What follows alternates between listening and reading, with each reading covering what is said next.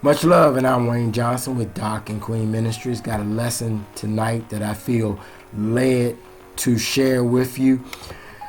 So before we get started, this lesson is going to be dealing with standing husbands.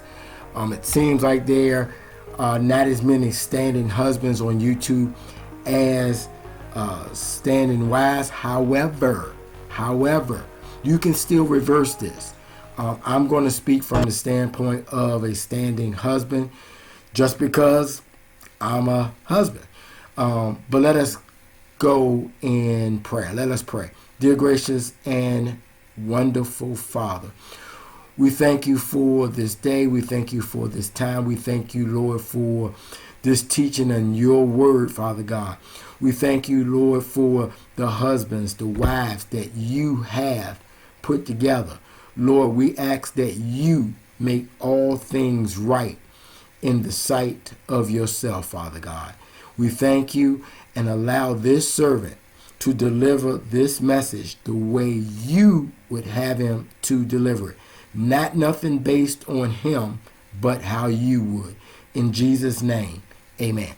So, we're going to come with starting out Proverbs chapter 31, verses 10 and 11. And all of the scriptures tonight will be from Proverbs. But this one starts out, how hard it is to find the perfect wife. She is worth far more than jewels. Her husband depends on her. He will never be poor. So that should say a whole lot to us, just those two scriptures alone. Evidently, it is hard to find the perfect wife, but finding the perfect wife is worth far more than jewels. Her husband depends on her, and he will never be poor. I'm going to take you now to Proverbs 18, and then I'm going to kind of get you into what I really want to share on tonight. Proverbs chapter 18, verse 22, and it reads, if you find a wife, you have found something good. She shows that the Lord is happy with you. So husbands, if you find a wife, you have found something good. She, the wife, shows that the Lord is happy with you. Now, the reason why I'm sharing this on tonight is as I was meditating on last night, the Lord kind of put in my heart is there's a lot of things that we value.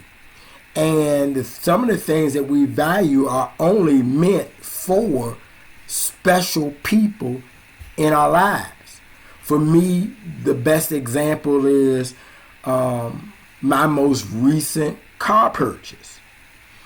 I drive sometimes and there's nothing for me to be at the light, and little kids will want me to rev the engine or say, roll down the window and say that they like my car.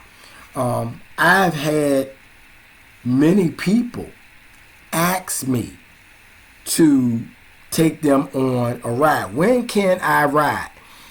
And primarily it is females that ask that, ranging from co-workers, friends, even strangers asking about me riding them in my vehicle. Well, the Lord dealt with me on that. And being that I am, quote unquote, a nice guy, sure, I would love for people to be able to experience what I driving and the joy and the excitement that that car gives me when I am driving it. However, the Lord shared with me that this purchase, this vehicle, and for you it may be something else. This is only for someone special. So I haven't allowed anyone to ride with me. Well, guys, friends, but they have to be guys because I don't think that that kind of counts. Or family members or the grandkids.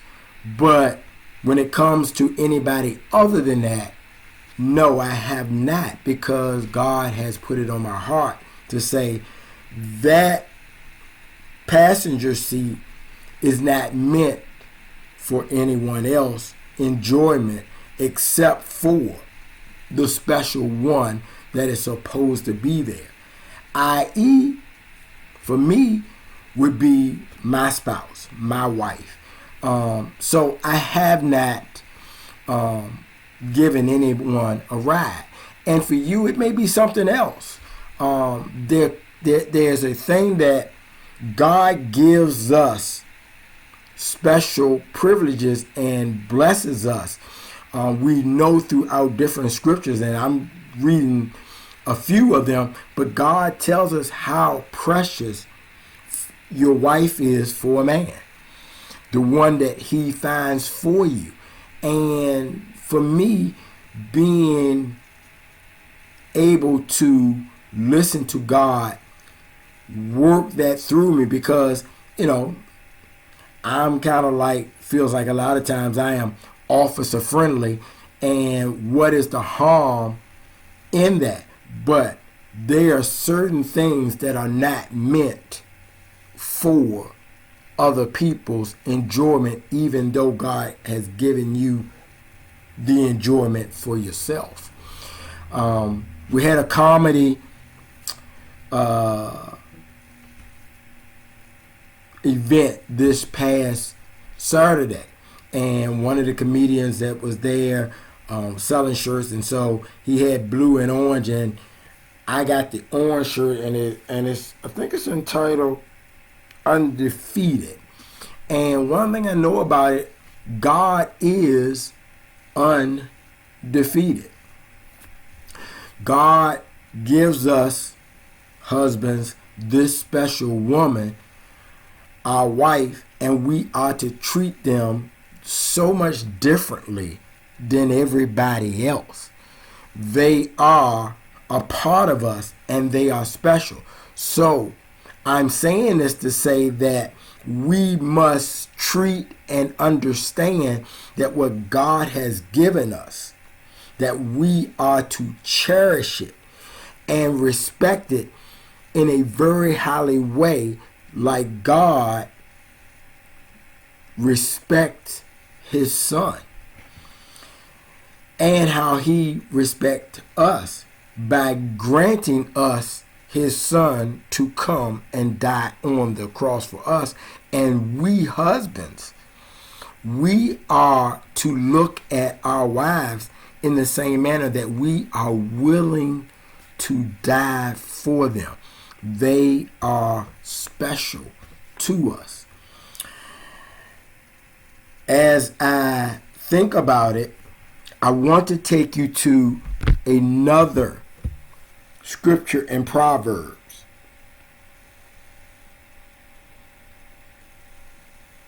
Proverbs chapter 12, verse 4. And it reads, "A good wife is like a crown to her husband, but a shameful wife is like a cancer." I'm going to deal with the good wife. The good wife is like a crown to her husband. So, those things that are special to you, you have to look at your wife is your crown. You are a king, and she is your crown. She's your joy. So you must treat and honor her. There are some things that is only meant for your wife. And God shared that with me. No matter how it may look, how easy it may be, there are certain things that is only meant for her. Favor is your wife. You're all in all. She is you and you are her. Y'all two are a special pair that God wants to come together as one entity for the upbuilding of his kingdom. So you two, when you treat each other the right way, then others can see the love that you have for your wife, that represents the love that God has for his son, and also represents the son's love to his children. Understand, your wife adds life to you. She does not subtract. She does not reduce from your life. She is to be honored and protected by you. So God shared with me that in this particular example, there's nobody else is supposed to be in that position but her. It's just like playing chess. There's a special place that when the game starts out where the king is and where the queen is. It's not like checkers where they're all the same and you can put one here and one there to start the game. No, there's a special place for your queen. So kings, protect your queen, not just physically, but emotionally, spiritually, mentally, and in all ways necessary. I'm going to end with this. I'm going to end with Proverbs chapter 19, verse 14. People receive houses and money from their parents, but a good wife is a gift from the Lord. And so the Lord gives us this gift in a good wife. So let's make sure we treat our wives good. Take care, God bless, and once again, much love.